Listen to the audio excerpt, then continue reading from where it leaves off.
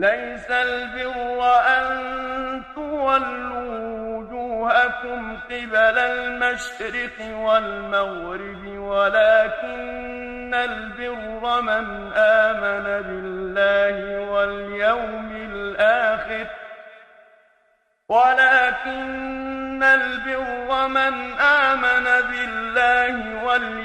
الآخر والملائكة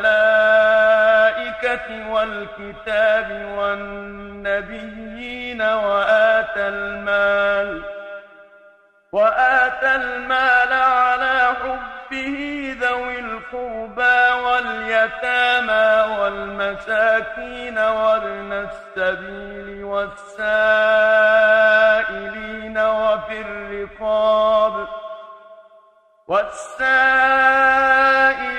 وفي الرقاب وأقام الصلاة وآتى الزكاة والموفون بعهدهم إذا عاهدوا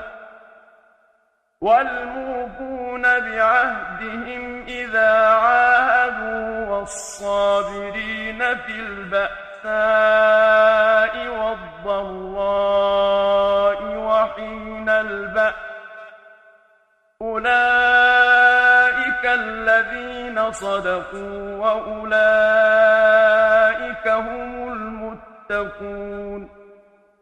يا أيها الذين آمنوا كتب عليكم القصاص في القتلى الحر بالحر والعبد بالعبد والأنثى بالأنثى فمن عفي له من أخيه شيء فاتباع بالمعروف وأداء إليه بإحسان ذلك تخفيف من ربكم ورحمة فمن اعتدى بعد ذلك فله عذاب أليم.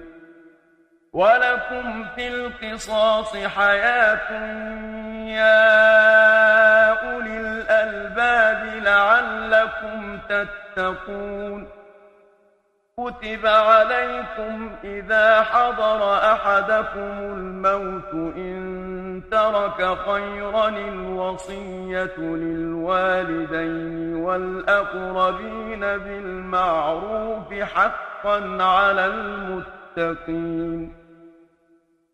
فمن بدله بعدما سمعه فإنما إثمه على الذين يبدلونه إن الله سميع عليم.